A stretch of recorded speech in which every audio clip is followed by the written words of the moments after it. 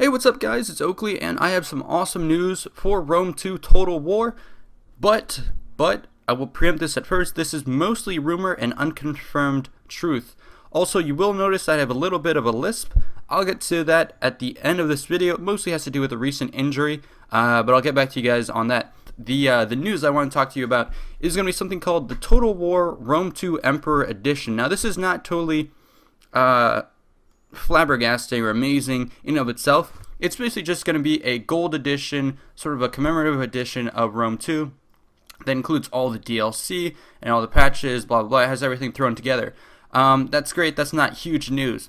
The big news is one of the retailers who was announcing this, and let me just first and foremost say, CA has not talked about the Rome 2 Emperor Edition, but it's something they've done with previous Total Wars, is kind of bundle it all together and sell it.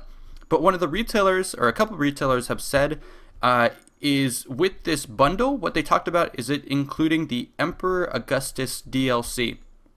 Now, what that presumably means, and what some of the details seem to indicate, is that it's going to include new units, a revised construction management system, new events, and much, much more. And also, this is, again, forewarning, none of this has been confirmed, but some of the retailers seem to be hinting at the return of Family Tree. Now, don't get overhyped about this. A lot of this has been unconfirmed, so we'll just have to wait and see. But I think having this Augustus DLC makes sense because it's sort of going to be the later period of Roman history, the second triumvirate.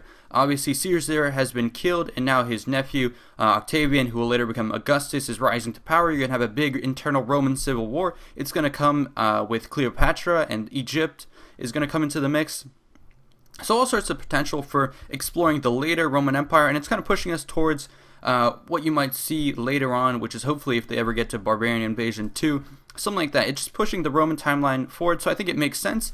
Now, as for what's included inside of this DLC, obviously new units make sense, construction management makes sense, new events, probably a retailored campaign map. The inclusion of the family tree is very interesting. I will have to wait to get confirmation on this. I think it would be something that's much demanded by fans, and that makes a lot of sense when you're moving into sort of the first emperor, even though he wouldn't have called himself that. He called himself, the first of the peers.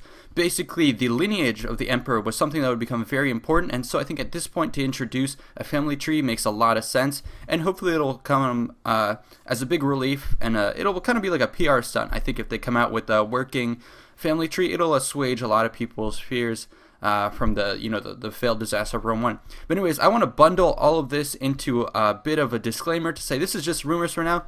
CA has said they noticed this rumor is popping up, and they say, sorry guys, retailers are often incorrect. Please wait for official announcements for news. So we're going to have to wait on that.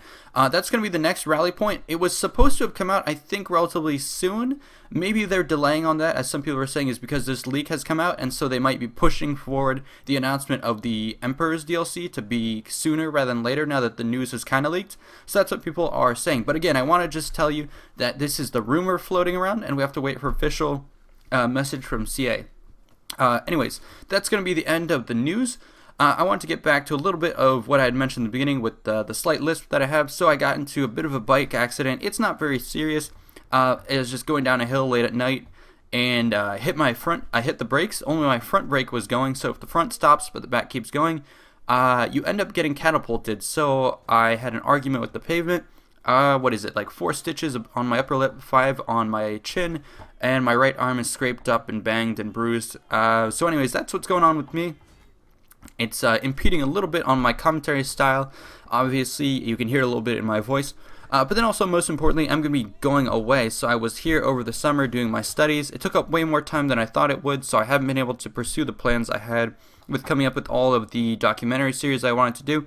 So I just want to let you know that now that I have this injury and I'm moving away for just 2 weeks, you'll see a lull in videos. Now, I do have a little bit of a stockpile that I'll be able to share with you, but I won't be able to share the news with you. So hopefully this sort of rumor post I can give you right here just keeps your radar on. So make sure you check out the Total War forums every once in a while. I'll drop a link in the comments below, so just make sure you check that every once in a while to stay updated, and just hear back for more news about this Emperor Augustus DLC. If it really includes a family tree and a lot of these changes that they're mentioning, that would be so cool.